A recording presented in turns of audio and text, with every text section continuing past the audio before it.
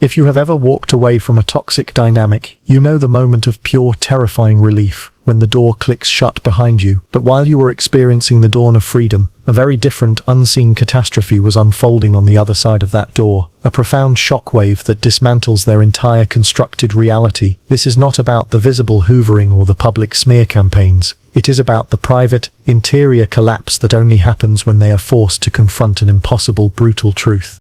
For months or even years, you were the essential piece of their life support system. The supply, the mirror, the audience, the scapegoat. Your existence was meticulously woven into the fabric of their false self. A dependency so deep they genuinely believed they were the one doing you a favor by keeping you around. They operated under a delusion of total control, thinking that even if you raged or cried, your core loyalty and availability were guaranteed. They calculated your pain and their escape routes, but they never factored in one single catastrophic variable: the sheer, unyielding power of your absolute indifference.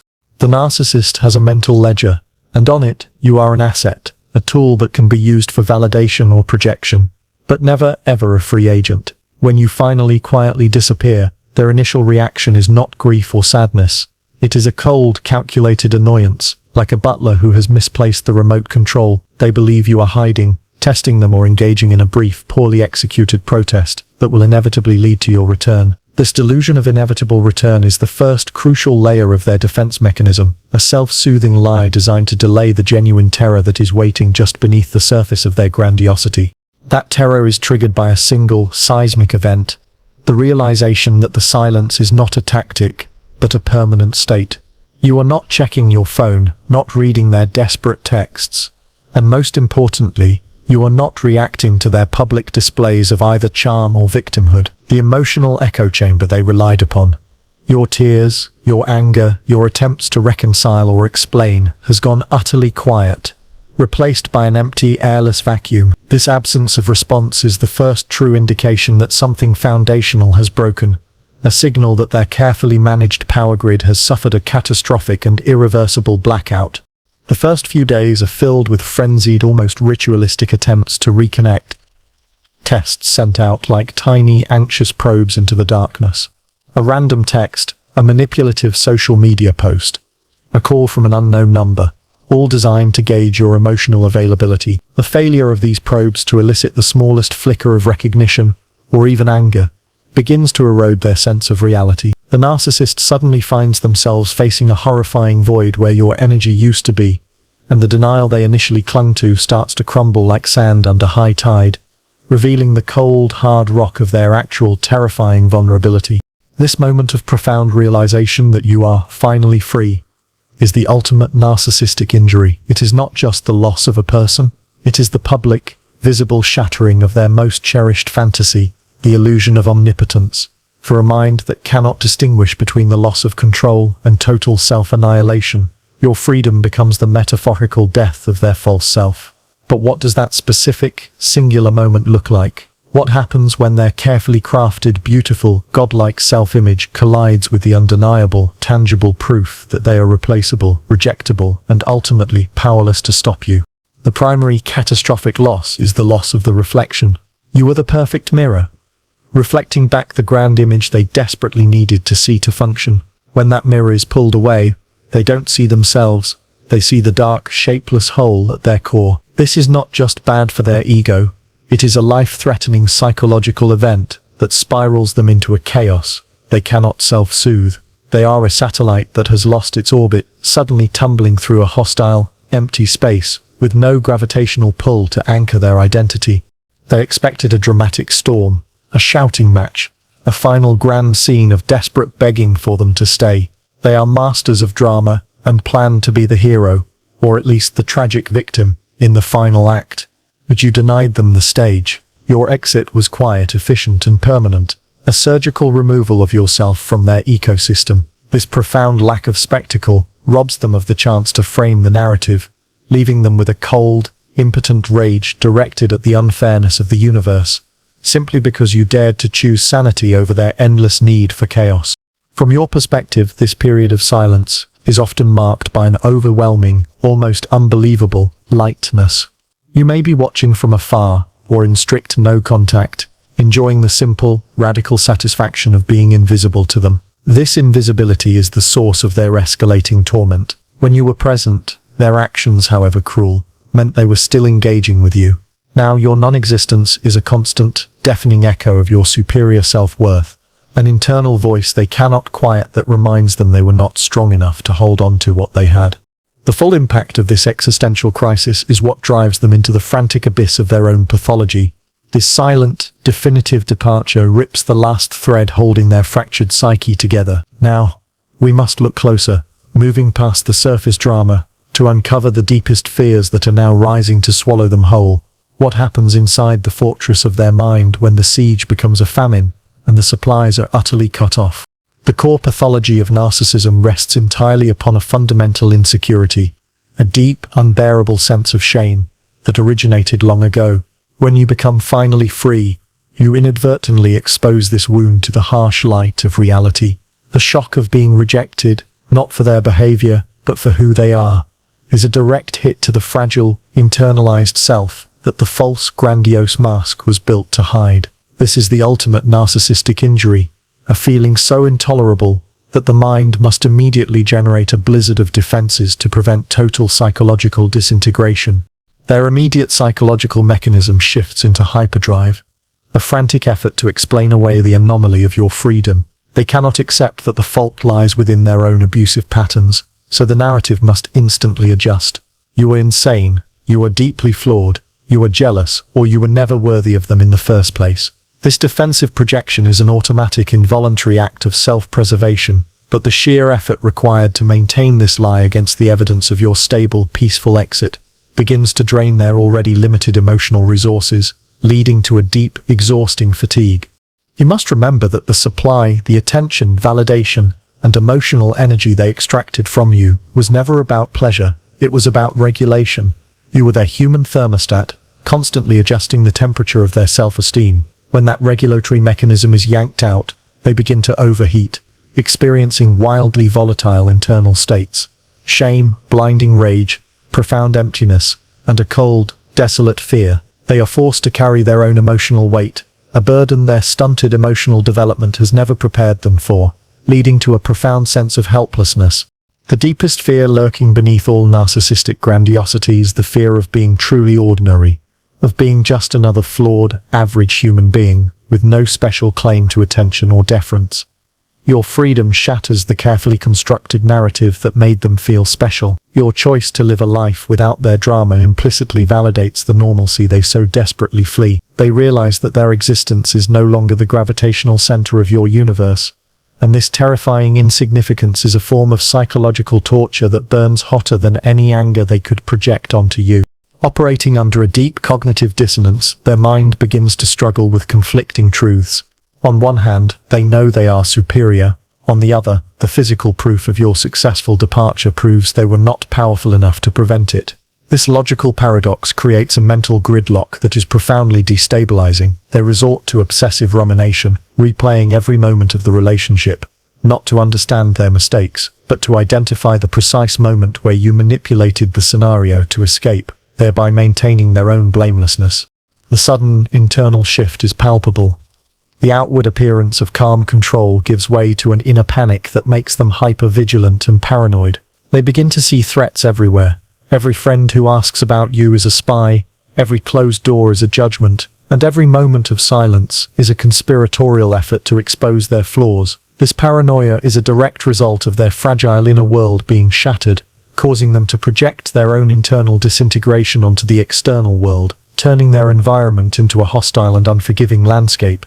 The silence of your permanent absence forces them to sit alone with their own consciousness, a task they have spent their entire life avoiding.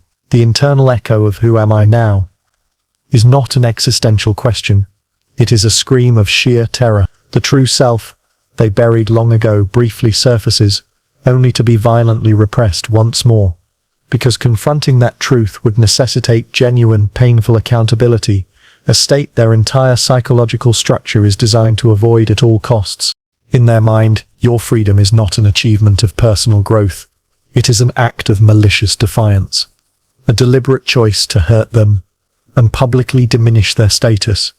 This personalization of your journey fuels a vengeful energy, but it is a weak, desperate fuel that quickly burns out. The intensity of their initial rage is proportional to the depth of the shame they are feeling, a shame that is entirely self-inflicted, but blamed entirely on your ungrateful, disloyal exit from their carefully managed existence. Consequently, there is an immediate, almost pathological hunt for a replacement, a frantic external search to plug the gaping hole you left behind. This new supply is sought not for connection, but for immediate high-octane distraction. They need a new mirror, a new audience, and a new vessel for their emotional offloading.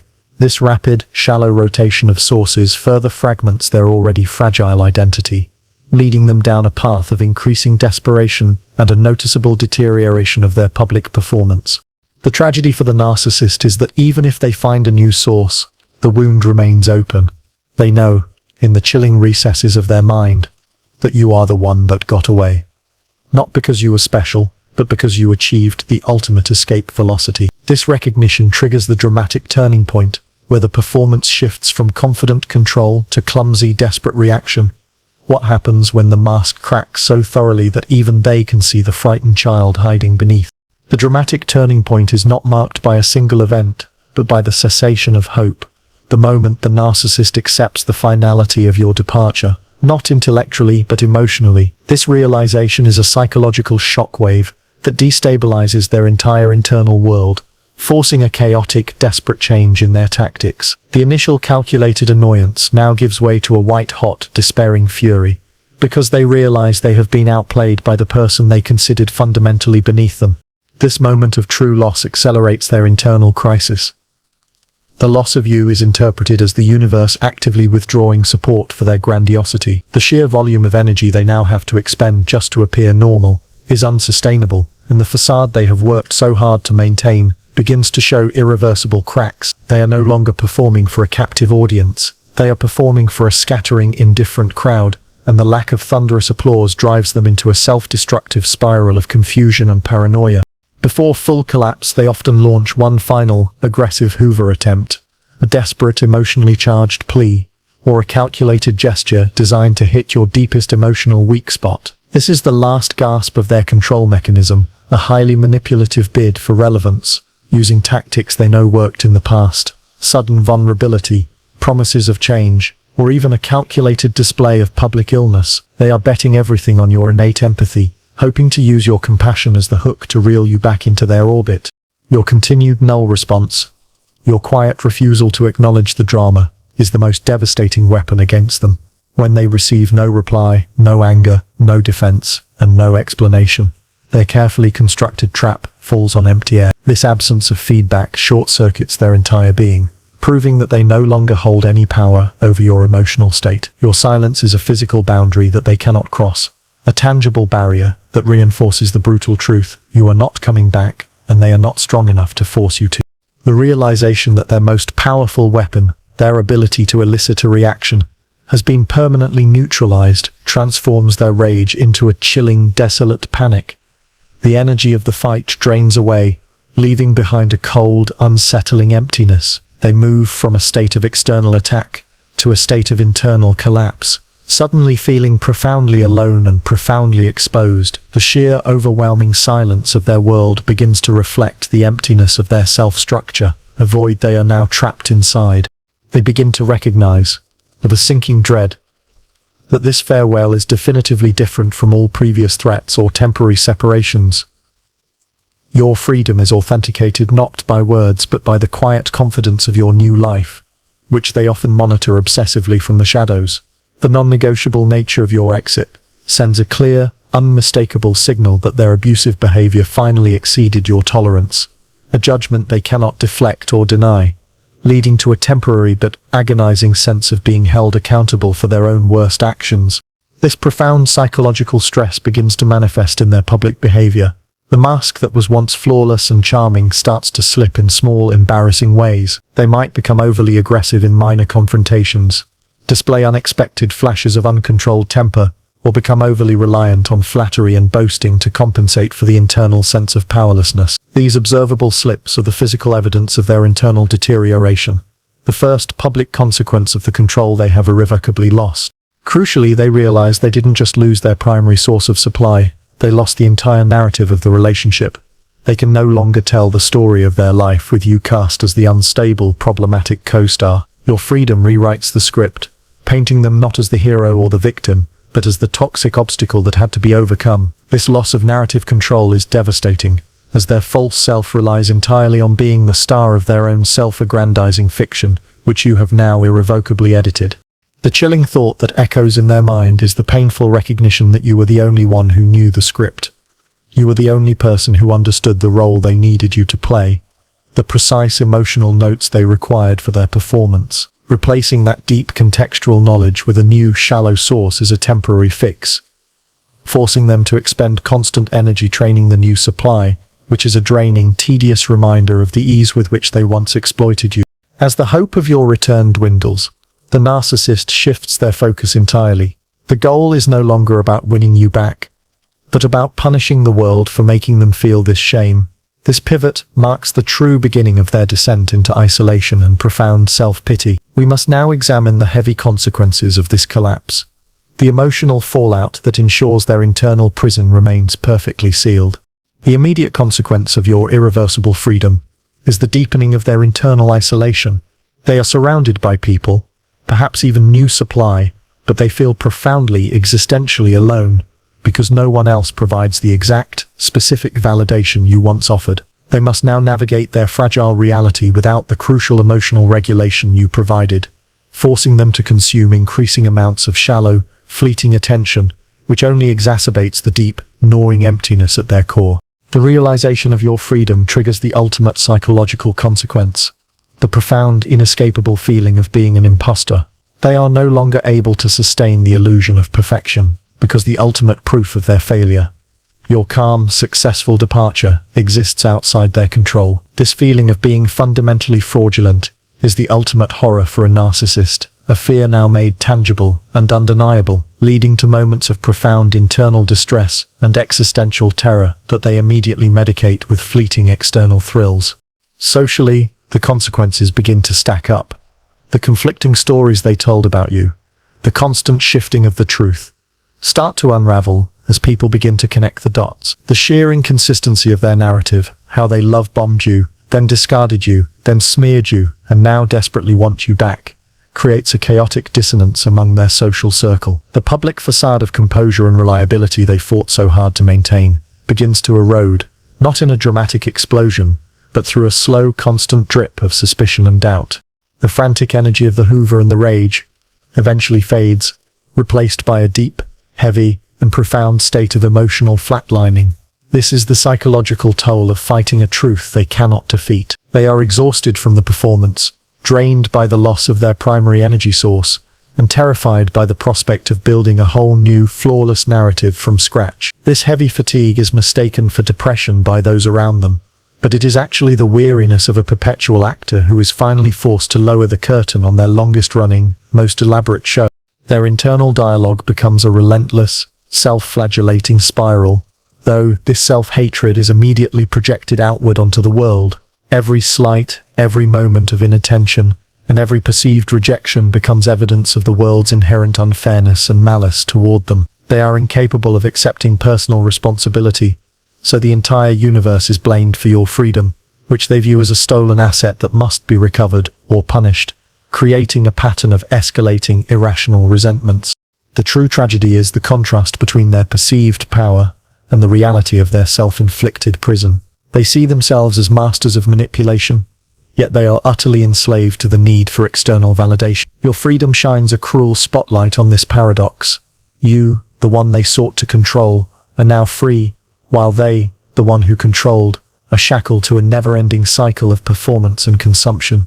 This is the profound consequence of choosing fantasy over genuine human connection. In moments of rare, unguarded reflection, a cold, sickening realization sets in.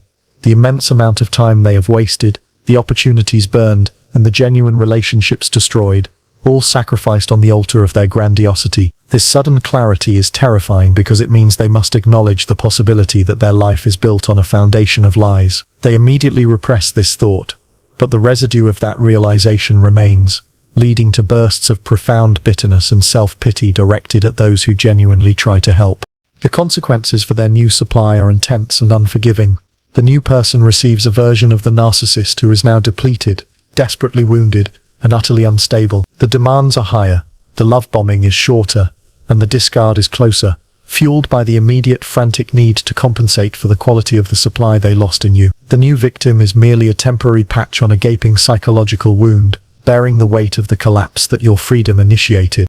As their social world contracts and their internal agony intensifies, the only reliable solace they find is in retreating into a dark fantasy of ultimate revenge. They obsessively construct elaborate mental scenarios of your downfall, fueled by the corrosive power of their immense, unbearable shame. This revenge fantasy becomes the last line of defense, the only thing that distracts them from the cold, hard reality of their self-inflicted isolation, a silent internal war they can never win.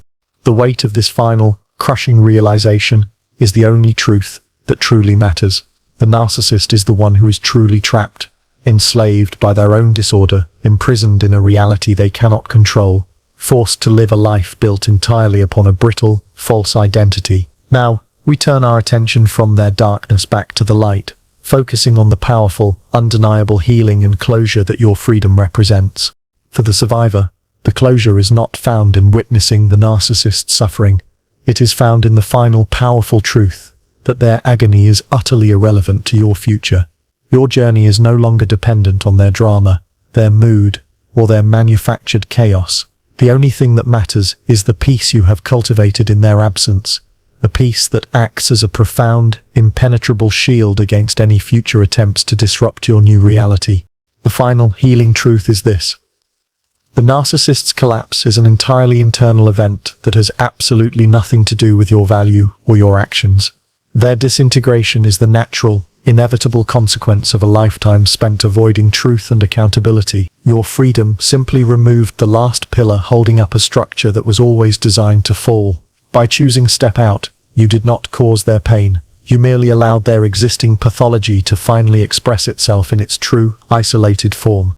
The greatest healing insight is the overwhelming relief of dropping a burden that was never yours to bear. The constant hypervigilance, the self-doubt, the endless attempts to rationalize the irrational, all of that is gone. You realize that you were carrying the emotional life raft for someone who was perfectly capable of swimming, but preferred to drown you instead. That massive relief is the satisfaction, a quiet, deep-seated knowledge that you reclaimed your entire sense of self from their consuming void.